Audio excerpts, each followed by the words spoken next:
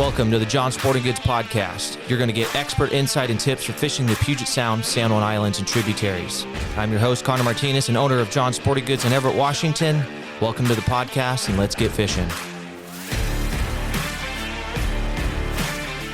What is going on, folks? This is Connor Martinez from John Sporting Goods down in Everett, Washington. You are watching the John Sporting Goods Podcast, and we have a great episode for you today. We're going to be talking about kokanee fishing and all of the different lakes that we like to hit around here.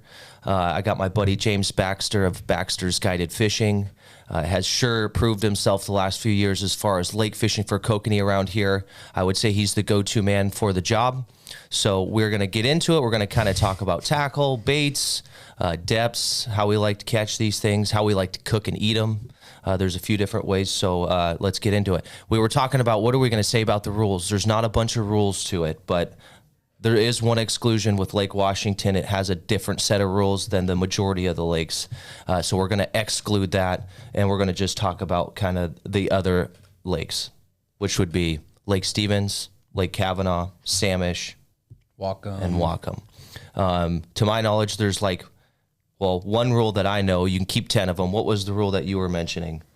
If you're using bait, it goes towards your limit if you release it. So if it's a smaller fish and you don't want to keep it, it does go towards your limit. So, okay. So say you let one go, you can only keep 9 at that point. Correct. Interesting. Now, when we're talking about bait, is that corn mixed with your scent? Is that kind of the bait, or the maggots is a really popular one? You know, it's if you're a maggot guy, you're a maggot guy. Yeah. If you're running corn, you're running corn. Yeah.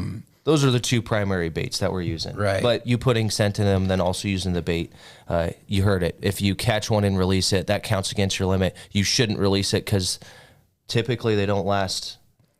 The kokanee have a high mortality rate when you're releasing them. They're not as agile as your rainbow trout or cutthroat. So, right. And when the water gets warmer. Okay. Definitely when the water gets warmer, you shouldn't be out there just catching and releasing. Right. Okay, cool. They like to die. Now, there's always this famous degree of water that we're looking for. Like on Lake Stevens, I know it's 55 degrees. That's the magic number. Does that kind of run true for all of the lakes? Are we kind of, once that water hits that temperature, that's really when the kokanee fishing starts getting really good, correct? Yeah, so for our Western Washington lakes up north here, we're looking for that water to start to rise, get up into that 58 to 60. Oh, okay. We don't have a great winter fishery for these kokanee up here. No, none at all, really. You go down south to Yale, Merwin, you have a winter fishery. Okay. Can't explain it. Yeah, don't know why, but so interesting. in the springtime, you're looking for that water temperature to start rising, and that's when your bite's going to pick off. And like time of year, that could vary because you could have a warm March where it does pick up the temperature of the water and it could get good. Yep. But historically, it's that March, April, May is usually when that kokanee fishing really starts kicking off.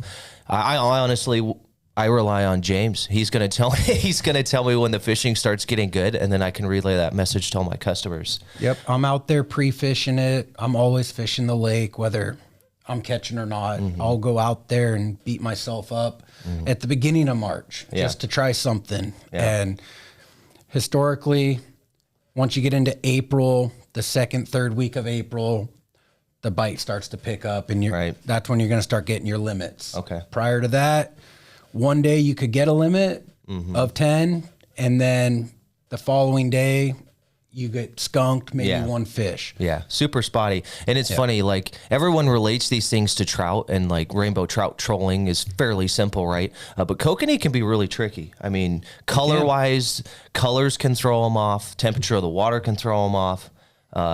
The barometric pressure can absolutely throw these fish off. So a lot of people treat these things like little salmon. And, you have to be really precise. You have to throw a bunch of gear at them. Most of these lakes are 2-pole endorsements, if I'm not mistaken. So generally, we're running 2 rods per person. So a lot of these boats look like porcupines. We have just all sorts of tackle out. Yep. And once we find the color that's working, or say a particular lure that's working, we generally will start trading all of our gear out for that. So let's talk about some of the gear. Let's talk about hooks and leader length. I know you're a gummy guy, but let's hear what size hooks we like to use, what size length of leader, and what pound leader. So hooks, we're using typically the 2-aught Gamakatsu drop shots. No, We will- size 2. Size 2. Yeah, Yep. not 2-aught. 2-aught's a big hook. Yeah, Size it is. 2. Yes. Size 2. Yep. And then we will drop down to a size 4 as well. Okay. Not too often, but if we're using hardware over flies, or if a fly has a lot of beads, I'll drop down to a 4 just to lighten it up to get the right action behind the Good call. Okay. Dodger. Okay. Yeah, and we got like 2 different spoons I'm seeing here. We have Elgin's, and then I'm pretty sure that's a Dick Knight. Yep. How are you rigging those? Those look rigged completely different than I've ever seen. Right. So the Elgins, everybody knows that when you buy it out of the package for Kokanee, that you're taking that hardware off and running the line through it with a bead on the right between the spoon and the hooks. Yeah. Let's see if I can show them this. That would be... And so I went ahead and that did one that right with the Dick Knights as well, just to try it. Yeah. And one year it was just my go-to. Interesting. It just absolutely produced fish. Yeah. And so... Yeah, so you have your spoon that can slide up and down your leader. You have what looks like a 6 millimeter or 8 millimeter bead. Yep. And then 8 your size 2 or your size 4 drop shot hooks. Interesting. Yeah, that's really nice. I remember when Elgin's came out, dude, those were like the cat's meow on Lake Stevens. Everybody and their grandmother was running those for Kokanee. Yep. And they worked really well. But I feel like when I go with you, we have better luck on some other stuff. Yep, the Schindler flies... Always a good choice. Those are a go-to, and then just some beads and a blade. You have your spinning glows you can't go wrong with. Yeah. These Kokanee, they can be finicky, so you got to have some tackle to throw at them. Yeah, yeah. We got some flies here. We got your regular wedding rings, which are always a great producer. What colors? It looks like there's a lot of green. We got a lot of orange, pink. Yep. We even have some blue. We have some chartreuse. Does that affect the time of year when we're fishing these, or is it just like, hey, we're going to throw a bunch of different colors out, and on this day they like this color, and the next day they like another color? So yes and no. Okay. In the spring, I typically start out with a lot of pinks. Okay. And then as the lake warms up, you'll see that the greens start to get bit more. And, I don't know if that's because the algae is starting to float up and the lake is pretty green, or if it's just a water temperature thing.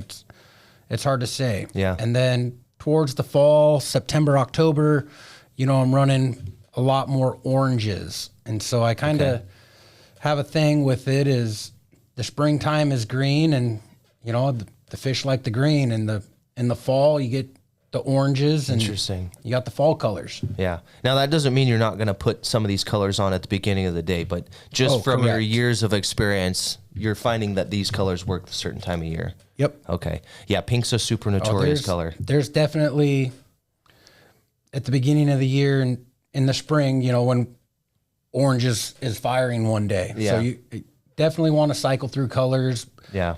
It's like Colors. sockeye fit. You got to have a bunch of gear out. Yep. Yeah. And you're almost trying to, with your Dodgers and all your gear, you're kind of trying to resemble a school, if I'm not mistaken, correct? Yep. And you're I kind of keep trying everything at the same distance behind the boat. Okay, And so that was my next that's question. That's a good thing to bring up right now is Yeah. when we're fishing Kokanee, we're using a line counter reel. Yeah. And I like the line counter because when you're setting back, all your setbacks are 35, 40, 50, 60 feet back. Sure. And that you keeping that school of fish behind the boat and getting that attraction. Yeah. Because the big rumor, too, is like if you're running a kicker, which a lot of dudes are running bow mounts now, which are silent and wonderful. Yep. But the kicker will displace the school, correct, when you're going over the top. And then you're trying to catch them coming back school and behind the boat. And so when you're setting these, what are we saying? Like 50 feet, 100 feet, or? Yep, 50 feet back. Okay. And as far as the fish going away from the boat and coming back, you'll see that more in the spring when you're fishing. They're up on 9 feet Yeah. deep on the downriggers, top waters. Okay. And so you're going to do those longer setbacks. Right. Because like you said, the fish do go away from the boat and then they come back to where they were at once the boat passes. Yeah, and then they're on the top 20 feet of the water column, so they're really, really hearing the noise of the kicker. Yep. Now, like I said, You have a bow mount, I think. I do. Yeah, the bow mount is an absolute game changer for sockeye fishing and kokanee fishermen. Yes. All of the top dudes that are out there fishing for them, including James, they're running bow mounts because of that reason. It's silent, you're quiet, and you're not like displacing the school so bad. So that's awesome. So 50 to 100 feet behind the boat. We have a bunch of different Dodgers here. I think in my eyes, since I've worked for John, this has been one of the most notorious kokanee Dodgers right here. This is the Glow Dick Knight Dodger. Yeah. I don't know how long these are, a few inches, but they're heavy. They are. So the skateboard. I feel like these are ones that you could probably run on the top water, and I think we have. Yep. And then I see another one, your takedown tackles. Those are heavy. So if we are running the top water, we're not going to be targeting like a lighter, like say what are those, sling blades? That's a light Dodger. They're a really light Dodger. And okay. They need to be either, if you're going to use them on top water, you have to use a dropper lead to get it down. Okay. But typically those are going to be in your downrigger. Sure. Okay. Now I've fished with you before where we're just sending this back with no lead in front of it. Yep. And that's typically earlier in the year, and that's because the kokanee are up, and you'll see them surfacing. Another cool thing that I didn't mention is you also jig for kokanee rather than just using your trolling gear. Correct. Yeah. Yep. And those are like little half-ounce P-line darts. They call them kokanators. But I feel like that's a beginning of the year thing. Yeah, they don't do that in the spring. Yeah. Early spring, because they're surfacing. They're surfacing. And now, when we're seeing them surfacing, are you like keeping one rod available? So, say you have 4 dudes, you have 7 rods out, and then you have one dude that could be casting your jig. Yep. Is that kind of the theory? Absolutely. And you're doing it while you're trolling. So, as we're trolling, that person's casting in front of the boat, keeping it out of the downriggers and retrieving it. And how do you catch a lot of fish doing that? Some days we do. Really? It's an absolute blast. Yeah. And if we end up catching more that way than trolling, we'll start pulling rods, and you can chase the schools of kokanee as they're jumping. You can follow them. That's awesome. And that's more my speed. That sounds fun. Yeah. Cool. Okay. So let's talk about areas on Lake Stevens. Oh, we didn't mention leader length on all of these. Are we doing different leader lengths for the spoons, or are we targeting kind of 1 leader length? What's the deal with that? So as far as leader length goes for me, I start out with some long ones up to 17 inches from where it hooks to the Dodger, always to the top. Okay. I measure to the top of the lure, whichever lure I'm using. Yeah. Yeah. This looks like 12 inches, 11 inches. Yep. Yeah. 13 maybe. Okay. What we'll do is it just kind of depends on what the fish want and what speed you're trolling at. Yeah, the faster you speed, the faster you troll, gets that Dodger whipping. So you can go a longer leader, I would assume. And you can go a longer leader. Okay. So the fish might want that faster speed at times. Interesting. Shorter leader is going to get it to whip at a lower speed. Okay. Yeah. What speed are you targeting exactly? Now, it probably varies, but it varies. But I'm always looking at that 1.1 to 1.5 is on the fast side. So 1.2, 1.3 is a really good speed for kokanee, and from there you can dial your speed in even more by, if you turn one way. Say you turn to the left, and your right side rod goes off. Speed up. That's telling you need to speed up. And very clever. Same thing. If you turn to the left and your inside rod goes off, your left rod means you need to slow down a little bit. Okay, and that fishery's famous for like driving like a drunken sailor. You're turning left, right, up, you're zigzagging and and just driving like a drunken sailor is the best way to put it. How cool. Okay. And what that's doing, like he was just talking about, that's speeding up one side of your boat and then slowing down the other side. And guys like James pick up on that, so we know if we're going too fast or we're going too slow. But 1.2 to 1.5 sounds like the kind of primary speed we're aiming for anyways. Now, on our last podcast, we talked about cutthroat and the wind. Is that still, with the bait, is that going to do the same thing with kokanee, where the wind's going to dictate which way the bait's being pulled? It can. Okay. Yep, if you get a big enough storm. Now, they say kokanee are a filter feeder, and so you're not really looking for a bait. Yeah. They're the plankton and whatnot. Yeah. Now on certain lakes, Lake Washington, when I've been cleaning kokanee, Yeah. I've actually gotten minnows out of them. Interesting. So Yeah, that's interesting. believe what you want on that. Yeah, totally. Okay. Now, talking about catching these things, I always tell this to my customers when they come in and I'm trying to get them dialed in on kokanee. Expect to lose a lot of these fish. They have very soft mouths. It's almost a joke at sometimes, but you almost have to catch 50 of them to get 25 of them in the boat. And that's not an exaggeration. And that doesn't reflect the kind of fisherman you are. Right. No, absolutely. I mean, they just have soft mouths. Yeah. I tell my clients before we leave the dock, we're going to hook 100 fish today. Yeah. Hopefully we get to keep 40 of them. Right. Right. Totally. That's just the nature of the beast when it comes to kokanee. Yeah.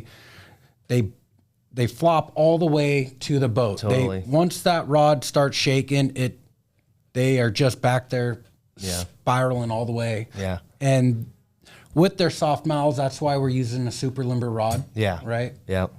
Yeah, I think these are graphite, but Lamiglass makes glass rods for them too, which are really nice. But this edge rod is like pretty incredible. I used a ProLite kokanee rod, but this one, it's spiral wrapped. It's super soft.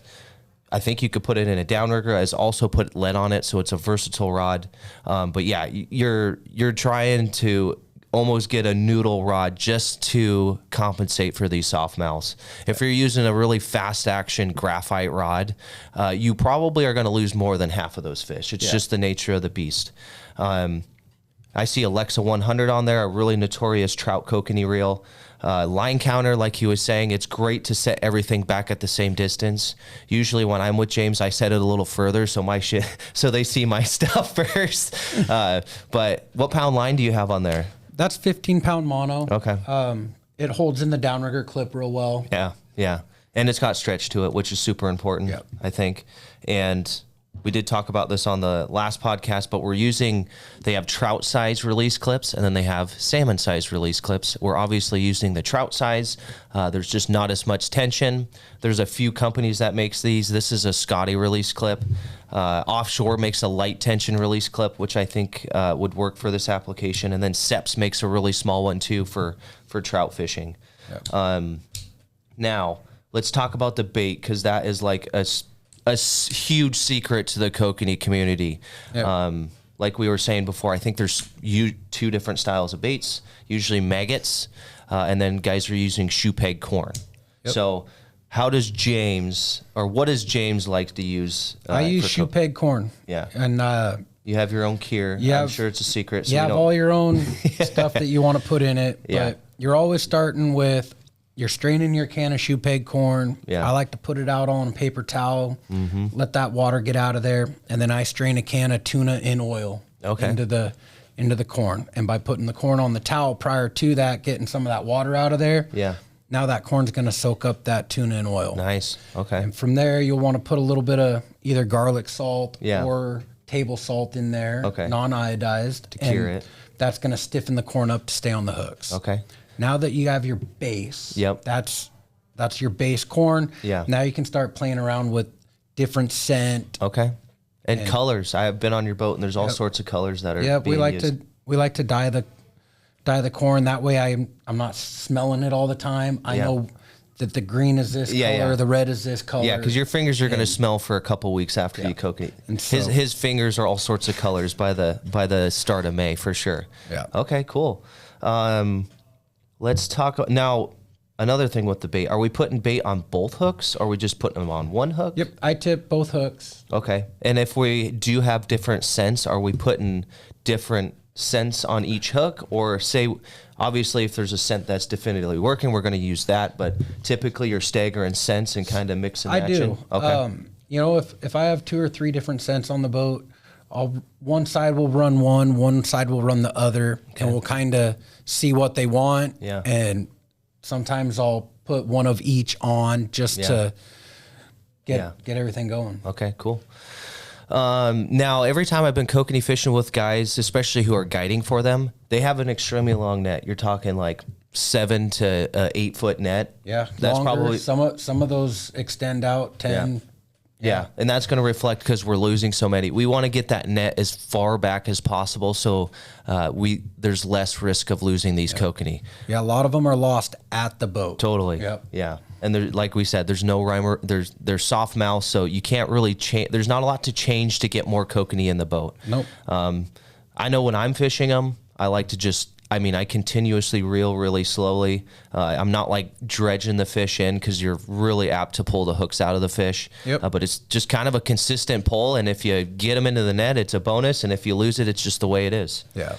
Okay, now let's talk about how we like to eat these things, because from my experience, eating kokanee is extraordinary.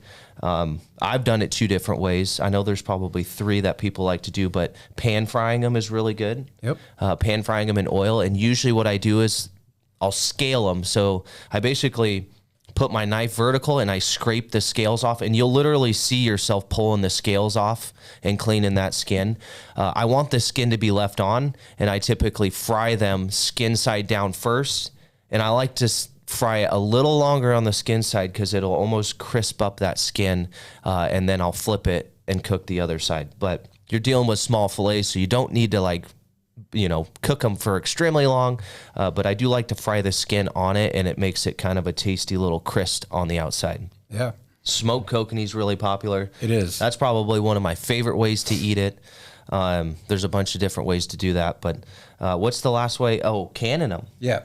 I think you like canning them. Yep, we can all our kokanee. Okay. We'll smoke it for a little bit. Yeah. Get some smoke on there, and then can it. Oh, cool. Very good. Fantastic. Okay, guys.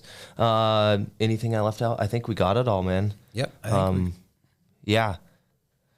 So if you want to go kokanee fishing with James, he's got availability. We're coming up into the prime time season, so get a hold of Baxter's Guided Fishing. You can see all of his gear he's using. I always recommend going with a guide if you're just starting out kokanee fishing, because it is a process. There's a lot of little moving pieces to this, so you can go with a guy who knows what he's doing. You can get an idea of where you're looking at in the lake and what we're kind of trying to catch, where we're trying to catch these things. Get a hold of him, and we appreciate you watching. Yep.